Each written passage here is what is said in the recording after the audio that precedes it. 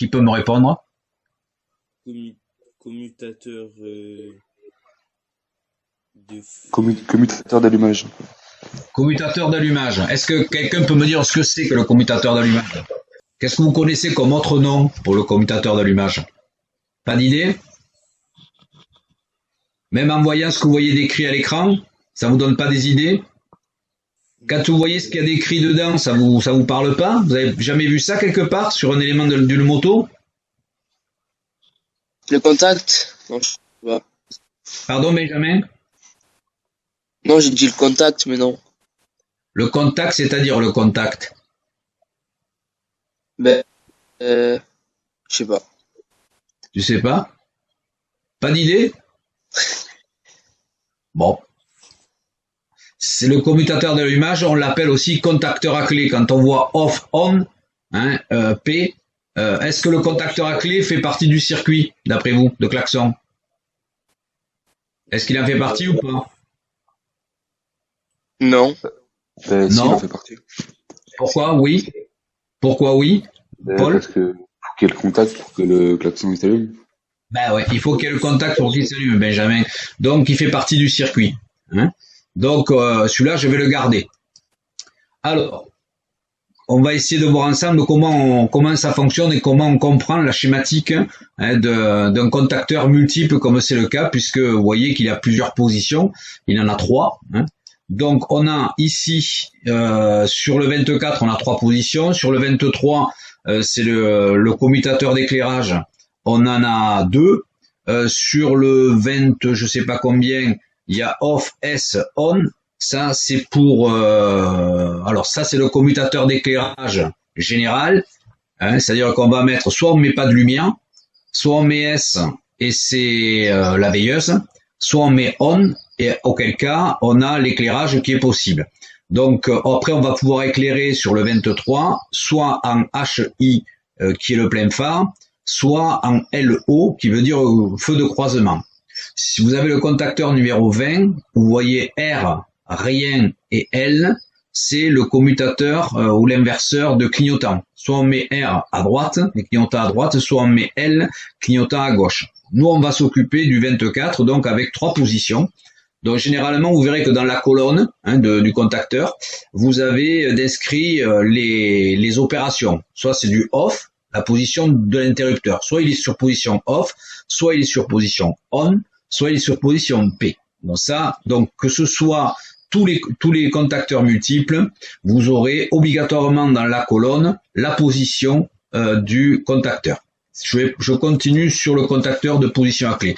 Pardon, je vais finir. Ici, vous avez en haut, pardon, sur la ligne du haut, vous avez tous les fils qui sont raccordés à ce contacteur. Les cases, ici, vous voyez qu'il y a des ronds avec des tirets, des choses comme ça. Ça indique qui est lié avec qui. Par exemple, si je prends le cas, j'arrive, nous, en orange, hein, si je suis sur la position off, ici, là, je n'ai aucun élément, aucun autre fil qui est connecté au orange. Il ne se passe rien sur le orange. Est-ce que vous êtes d'accord là-dessus? Ouais. Ok. Si je passe, ici, il n'y a rien.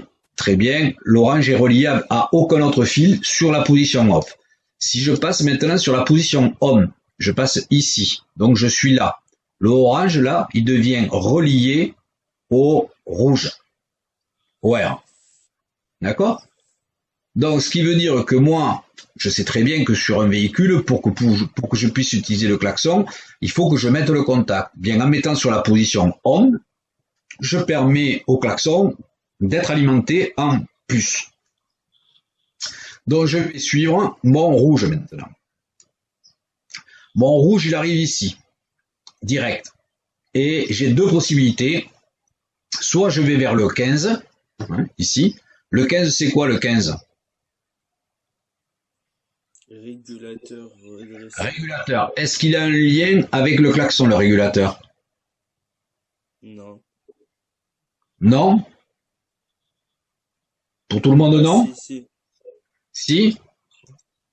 Si, je crois, il me semble. Si, il régule la la tension qui va au klaxon. Ouais. Ah ben, alors, tu as pas tort, hein, Swan, tu as pas tort. Ça pourrait être pris en compte, euh, parce que, alors, je vous explique en gros, hein, comment ça marche. On a une batterie qui fournit du courant à 12 volts à tout le circuit. Ok. Cette batterie, quand je vais utiliser un démarreur, elle va se décharger. Hein. Ou quand je vais utiliser des éléments, évidemment que je vais pomper sur la batterie. Quand le moteur a démarré, il se met à tourner, le moteur produit de l'électricité. Cette électricité, c'est du courant alternatif et avec des tensions qui peuvent monter jusqu'à 45 volts suivant les alternateurs. Donc, il faut absolument que cette tension, on la mette en continu déjà, donc on la transforme d'alternatif en continu, et puis ensuite, il faut absolument que cette tension elle soit maîtrisée. Hein, on peut pas aller jusqu'à 45 volts dans un circuit 12. Donc il va y avoir une partie donc de régulation de la tension, hein, qui elle va donc limiter à 14 volts 5, parce qu'une ampoule 12 volts va pouvoir supporter jusqu'à 14 volts 5. Au-delà, le filament va fondre. Hein, et donc qu'est-ce qui se passe? Une fois que j'ai démarré, j'ai mon courant qui va sortir de mon régulateur, hein, qui va sortir de mon alternateur qui est à côté, ça va aller dans le régulateur, et le régulateur va l'envoyer au circuit. Alors, il y a une partie qui va aller, effectivement, donner une alimentation en 12 volts pour le circuit, et après, tout ce qui est produit en trop, quand le circuit n'utilise pas tout ce que l'alternateur produit, eh bien, ce surplus va partir à la batterie, hein, ici, pour recharger la batterie. Et cette batterie, il est important qu'elle y soit quand on a un petit peu de circuit. Pourquoi? Parce qu'elle va être là pour absorber la surproduction de l'alternateur. Donc il faut absolument qu'elle soit en bon état, c'est-à-dire qu'elle soit capable d'absorber. Hein. Donc nous, dans le cas du klaxon, on va rester sur les deux extrémités qu'on avait données. C'était l'extrémité klaxon et l'extrémité batterie, hein, puisque de toute façon le régulateur est branché, hein, le régulateur ici est branché à la batterie, hein, par l'intermédiaire de ce fil-là. Donc je ne vais pas le considérer et je vous propose moi de prendre ça comme règle pour l'avenir, hein, quand vous aurez, à moins qu'on travaille sur le circuit de charge évidemment, mais ne prenez pas le régulateur dans le schéma, hein, pour le klaxon. On va aller directement à la batterie. Parce qu'on pourrait très bien actionner le klaxon sans pour autant que le moteur soit démarré. Donc je ne vais pas m'en servir et donc je passe par l'autre côté. Qu'est-ce qui se passe de l'autre côté? J'ai le fusible. Donc ce qui veut dire que ce rouge maintenant, je suis sûr, et dans le noir qui arrive au klaxon, je suis sûr maintenant que je suis sur une ligne plus. Parce que les fusibles sont toujours montés sur une ligne plus. Non, un fusible, règle générale, est toujours sur une ligne plus. Donc ne vous prenez pas la tête. Dès que vous avez votre fil qui rentre dans le fusible, c'est que la polarité de cette ligne, ça sera une polarité positive. Du fusible, je vais passer à la batterie. Et donc comme ça, j'ai déjà relié mes deux extrémités par un fil.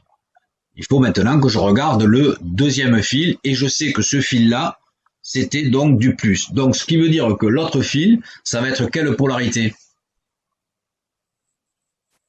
Benjamin, ça va être quoi l'autre fil comme polarité? Ben, moins. Du moins, on est tous d'accord là-dessus? Ouais? Oui. Ok. Donc, je commence à réaliser mon schéma. Alors, ne prenez rien pour l'instant, hein, vous prendrez à la fin, hein, le système. Mais voilà comment ça marche. Donc, moi, on a trouvé des éléments pour l'instant. On a trouvé la batterie. Alors, ça, c'est la symbolisation de la batterie. Hein. C'est un petit trait et un grand trait. Alors, normalement, il faut faire autant de traits qu'il y a de bacs dans votre batterie. Alors, chaque trait, ici, double trait, comme ça représente 2 volts. Si jamais elle fait 12 volts, il va falloir que je fasse 6 fois cette représentation. Moi, pour me simplifier, je mets plus moins, ça ira plus vite. Parce que tracer tout ça, ça fait un peu long. Hein. Donc, ici, j'ai aussi un fusible. Là, vous avez la représentation d'un fusible. On a ensuite un contacteur à clé, le 24. Ça, c'est la représentation graphique, hein, normalisée d'un interrupteur. Et donc là, j'ai rajouté une clé par-dessus pour dire attention, je suis pas sur n'importe quel interrupteur, je suis sur le contacteur à clé. Et ensuite, il y a le klaxon. Alors le klaxon, je l'ai fait comme ça. Pourquoi? Parce que c'est un bobinage qui est à l'intérieur, donc je le simplifie en mettant un K. Ensuite, après, je les relie. Et chaque fois que je relie, vous avez vu quand je vais revenir en arrière, pardon, je vais relier ma batterie au fusible. C'est un fil rouge, et immédiatement, je mets les lettres de connexion. La lettre A, la lettre B. Vous avez vu que c'est direct. Il n'y a pas de connecteur, il n'y a rien. Hein. Donc je vais directement de la batterie au fusible. Et donc point A et B. Ensuite, je pars du fusible et je vais directement au contacteur à clé. Alors pas tout à fait directement puisque on a non, pardon, oui, on aurait le régulateur qui viendrait. Hein. On a un point de truc, mais enfin on le verra après. Après du contacteur à clé, je change de couleur, je passe en orange. Et ensuite du orange, je passe au noir pour arriver jusqu'au klaxon. Jusque là, ça va, tout le monde suit? Ouais, c'est bon. Et là, je me rends compte que j'ai un point. Hein, vous avez vu quand on avait notre grande ligne orange, qui était noir, hein, et j'avais le fil noir qui partait du klaxon et qui arrivait sur cette ligne orange. Et il y avait un point de connexion. Ce point de connexion, quand vous voyez ça sur un schéma électrique, on appelle ça une épissure. Alors pourquoi il est important de noter les épissures aussi? En fait, une épissure, c'est deux fils qui sont soudés l'un avec l'autre. Hein, on arrive par le fil noir,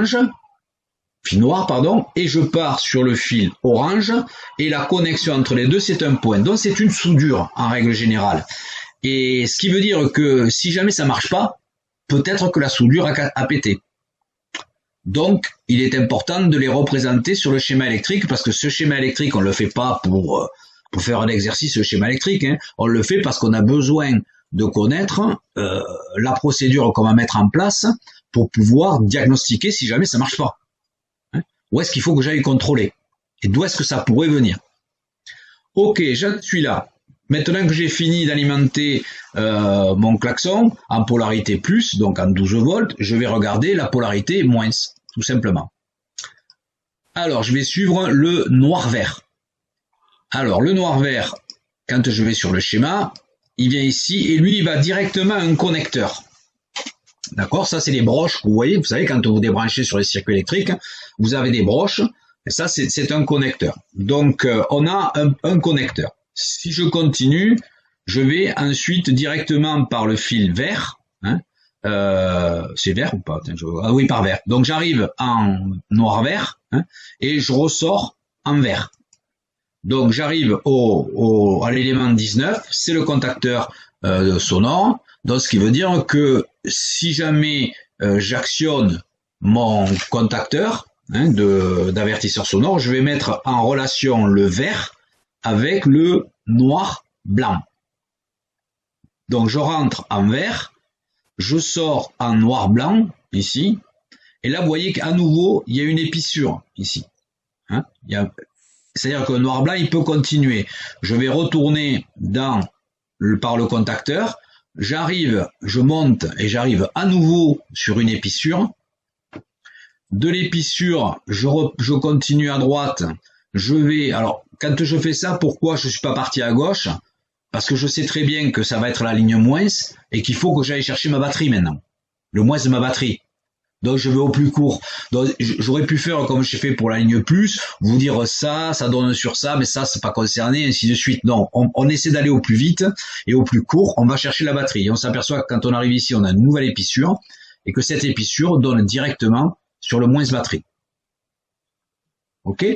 Donc là, je viens de sortir ma ligne moins. Voilà. Alors, ça donne ça maintenant. J'ai trouvé les nouveaux éléments que j'ai trouvés. J'ai trouvé quoi? J'ai trouvé un connecteur.